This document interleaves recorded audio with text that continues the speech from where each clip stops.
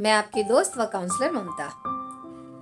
दोस्तों, बहुत से पेरेंट्स ने मुझसे पूछा है कि बच्चे ना तो पढ़ाई करना चाहते हैं और ना ही किसी और काम को करना पसंद करते हैं। उनको दिन भर टीवी देखना है, मोबाइल चलाना है, अच्छा अच्छा खाना खाना है और खूब सारा मस्ती करना है। तो चलिए हम आपको 4-5 टिप्स देते हैं जिससे आपके बच्चे में बदलाव आएगा और बेहतर बदलाव। बच्चे जो हम बोलते हैं उससे नहीं सीखते, उससे ज्यादा जो हम करते हैं, जो हमारा व्यवहार है उससे सीखते हैं। तो यहाँ पर पेरेंट्स की बहुत अहम भूमिका हो जाती है कि वो बच्चे को कुछ अच्छा दिखाएं।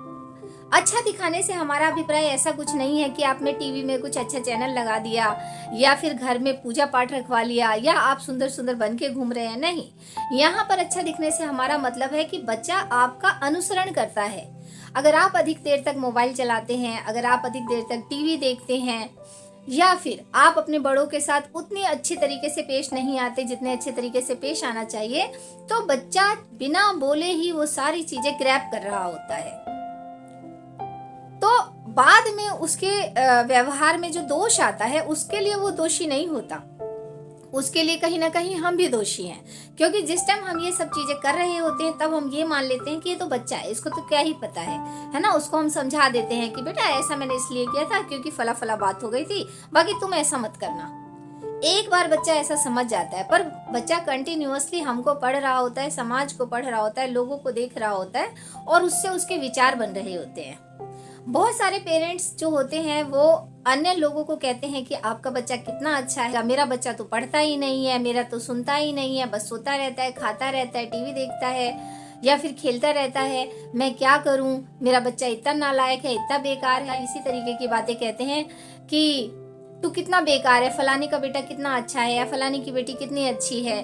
तो उससे क्या होता है, आपका बच्चा जितना डंप है वो और खड्डे में जाता रहता है ना। तो यहाँ पर हमें रुक के सोचने की जरूरत है कि बच्चे से कोई गलती हो गई है या बच्चा आपको कोई चीज बता रहा है तो उसे बिल्कुल आराम से और नॉर्मल तरीके से सुनिए, चाहे वो बात अच्छी है या बुरी है, और उन्हें फिर आराम से बताइए कि देखो ये चीज सही नहीं है आपके लिए, मैं आपकी बहुत चिंता करता हूँ। ये नहीं कि तूने मेरी नाक कटवा दी, तू किस काम का है और तुम्हारी वजह से तो हमारी फैमिली में हम बदनाम हो जाएंगे, समाज हमें क्या कहेगा, 4 लोग हमें क्या कहेंगे। जब भी हम बच्चे को इस तरीके से समझाते हैं तो बच्चा वो काम आपके समाज के लिए, 4 लोगों के लिए, आपकी नाक के लिए नहीं छोड़ता। लेकिन जब आप बच्चे को ये कहते हैं कि बेटा अगर आपके साथ ऐसा हो जाता है तो मुझे बहुत दुख होता है, भगवान ना करे कभी आपके साथ ये हो गया तो कितना ही खराब होगा, मैं तो तुम्हारे लिए इतना ज्यादा चिंतित हूँ, आपने ये कर लिया, चलो आज कोई बात नहीं है लेकिन भविष्य में आपको इस चीज का ध्यान रखना है। इस तरीके से जब हम बच्चे के फायदे, बच्चे के शुभचिंतक बनकर बच्चे को उसकी बात बताते हैं तो उसको समझ में आता है कि मेरे पेरेंट्स मेरे लिए बहुत चिंतित है, ना कि समाज के लिए या फिर अपनी इज्जत और नाक के लिए। कभी भी अपने बच्चे को किसी दूसरे बच्चे से कंपेयर ना करें। हर बच्चा अपने आप में यूनिक है, हर बच्चे की अपनी उपलब्धि है, हर बच्चे का अपना ज्ञान है और हर बच्चे की अपनी कैपेसिटी है। एक बच्चा दूसरे जैसा हो यह संभव ही नहीं है, क्योंकि दुनिया में हम अकेले आए हैं और अपनी उपलब्धियों के साथ आए हैं। तो ये आपको देखना है कि आपका बच्चा किस चीज में बेहतर है। हम बच्चे पर नहीं छोड़ सकते हैं या उनको नहीं कह सकते हैं कि आपको जो पसंद हो वो आप कर लो। पेरेंट्स आज के बच्चे हैं वो कहते हैं कि हमने तो कह दिया है कि आपको जो पसंद है कर लो। बच्चा इतनी सारी चीजों में उलझा हुआ होता है, पेरेंट्स कुछ कह देते हैं, दोस्त कुछ कह रहे होते हैं, स्कूल में कुछ और टॉपिक चल रहा होता है, टीवी में कुछ और आ रहा होता है, उसको बिल्कुल समझ में नहीं आता है कि उसको क्या करना है, उसका मन कुछ और कर रहा होता है। तो ऐसे में जो चुनाव करने की बात होती है वो पेरेंट्स की होती है, क्योंकि उनको अपना जो अनुभव होता है, अपने टाइम का जो अनुभव रहा होता है वो, और साथ ही जब उन्होंने अपनी बच्चे की पेरेंटिंग की होती है उस दौरान उन्होंने अपने बच्चे को काफी बार देखा होता है कि हाँ उसका इंटरेस्ट किस चीज में है, तो उसी चीज की ट्रेनिंग दीजिए। थर्ड चीज जो है वो है कि बच्चे को कितना हमें आजादी देना है और कितनी हमें सुविधा देनी है। जी हाँ, कभी भी पेरेंट्स जो है इस चीज पे विचार नहीं कर पाते हैं कि कितना हमें अपने बच्चे को कितना आजादी देना है।